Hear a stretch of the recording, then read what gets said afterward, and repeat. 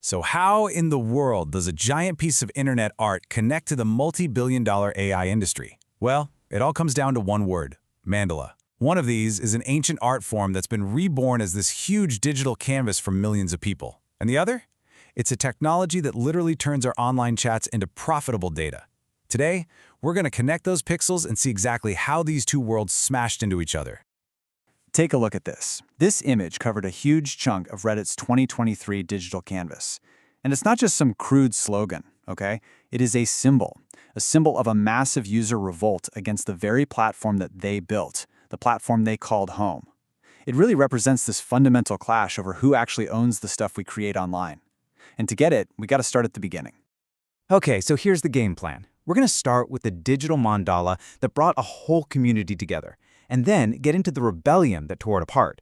From there, we'll jump over to the other mandala, the world of AI data. Then we'll tie it all together with the AI gold rush, the whole debate over generative art, and finally ask what the true value of our own creativity even is. All right, first up, this idea of a modern digital mandala. We really have to understand the spirit of this whole project to get why its community felt so completely betrayed later on. You know, for centuries, people like Tibetan monks and Native American tribes have created these things called mandalas. They are just stunning, incredibly complex works of art made from millions of grains of colored sand, all painstakingly placed by a community. But here's the wild part. Once they're finished, they're destroyed. It's meant to symbolize that nothing lasts forever. It's all about the shared act of creating something beautiful together. And that is the exact spirit behind Reddit's Place. It's this enormous blank digital canvas. Any user can place just one single colored pixel every 5 minutes. I mean, by yourself you can't do much of anything, but together, communities coordinate to build these unbelievable, sprawling pieces of digital art. It's a true modern mandala. But then, in 2023, this really beautiful experiment in online collaboration turned into an all-out war. A war between the users and the very company that hosted the whole thing. So here's how it all went down. Reddit wanted to go public, right? Go on the stock market. So it needed to look way more profitable. In April of 2023, they announced they were going to start charging for access to their data, their API. This move would basically kill a ton of popular third-party apps that people loved. By June, thousands of communities protested by just shutting themselves down. And then, in July, right in the middle of all this fury, Reddit decides to launch r/place. Maybe they thought it would calm everyone down. Yeah, it backfired. Big time. So what even is an API? Well, think of it like a universal translator, or a special doorway. It's the code that lets independent apps, like the really popular one called Apollo, talk to Reddit servers and pull in all the posts and comments. For years, this was totally free. But by suddenly slapping a huge price tag on it, we're talking millions of dollars a year for a single developer, Reddit was basically slamming that door shut and taking all the control back. And this quote from the CEO really gets to the core of the fight. Reddit runs on an army of unpaid, volunteer moderators who keep the whole site from turning into chaos. But during the protests, he just dismissed them as landed gentry. It was one of those moments that showed this deep, almost shocking disconnect between the company and the very community that actually built it for them. So what you ended up with was a canvas with a totally split personality. On one side, you had this raw, unfiltered anger of the protests, with that "fuck spez" slogan popping up everywhere. But on the other side, the community's creative spirit just refused to die. You had these beautiful, heartfelt tributes, like this one to Technoblade, a beloved creator who had passed away. It was creativity fighting with conflict, one pixel at a time. Okay, so now we need to pivot, because every single pixel placed on that canvas, every protest slogan, every tribute, it was all creating something else, something invisible and something incredibly valuable. This is the invisible thread, you know? It's the thing that ties this whole story together. It's the raw material of the entire modern internet. Data. Every single conversation, every argument, every little piece of art becomes a data point. And there are entire companies out there that exist for one reason, to make sense of all this chaos. And that brings us to our second mandala, a company called Mandala AI. They're a real tech company in Thailand that specializes in something called social listening. Basically, they use powerful AI to scan platforms, including Reddit, to analyze what we're all talking about, what's trending, and how people feel about, say, a certain brand or topic.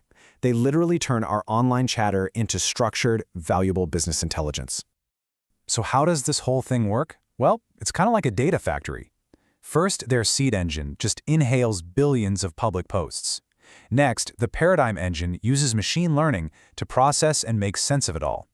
Then, the Mandala AI engine analyzes that massive pile of data to find key insights. And finally, something called Mandala GPT can actually generate brand new ideas from that huge pool of information. It is a factory for turning our conversations into corporate strategy. Okay, so now let's connect the dots. You've got a massive user protest about a company charging for access to its data. And then you've got an entire industry built on analyzing that exact same data. This is where the story really comes full circle. And this is the number that just makes everything click into place. In February 2024, just a few months after all those protests, Reddit signed a deal worth a reported $60 million a year to give Google access to all of its user-generated content, specifically to train its AI models. All those API changes suddenly made a whole lot of sense, didn't they? This quote from Jason Ayton just nails it. The real value wasn't in Reddit's platform itself, it was in our data, the user's data, the content, the art, the discussions that millions of us had provided for free for almost 2 decades. Let's be honest, without its users, Reddit's value is pretty much zero. And you know what? This whole fight isn't just happening on Reddit. A nearly identical debate is absolutely raging in the world of generative art, and it's raising the exact same thorny questions about creativity, about compensation, and about consent. I mean, just look at this comparison. It says it all. On the left, you've got the Technoblade tribute, created pixel by painstaking pixel by a real human community. On the right, you've got a fantasy image that an AI spat out in seconds, because it learned from millions of images made by human artists, most of whom never gave their permission. So the debate really boils down to this. AI models are trained on images just scraped from all over the internet. Artists are seeing their unique styles and actual work mirrored in AI outputs without ever having said yes. And critics are worried this is creating a culture of fast art. Technically impressive, but kind of hard and emotionless. It devalues the time, the skill, the actual soul that goes into human creation. It's the same question all over again. Who owns the data? So, where does all this leave us? Both of these stories, the Reddit protest and the AI art debate, they seem to point to a predictable and, let's be real, a pretty troubling pattern in the life of the platforms that we use every single day. And that brings us to this. Well, this fantastic term called enshittification. Writer Cory Doctorow argues that these platforms follow a totally predictable path. First, they're really good to us, the users. Then they start to abuse us to make things better for their business customers. And finally, they abuse everybody to claw back all the value for themselves. And then they die. I mean, Reddit's move to monetize its community's data fits that pattern perfectly, doesn't it? And that really just leaves us with one final thought. The pixels on r/replays, the art we post, the conversations we have online, they aren't just expressions anymore. They are the raw material for a brand new industrial revolution. We are the product. And as these platforms line up to cash in, we're all left sitting here wondering, what's the real price of all that creativity we gave away for free?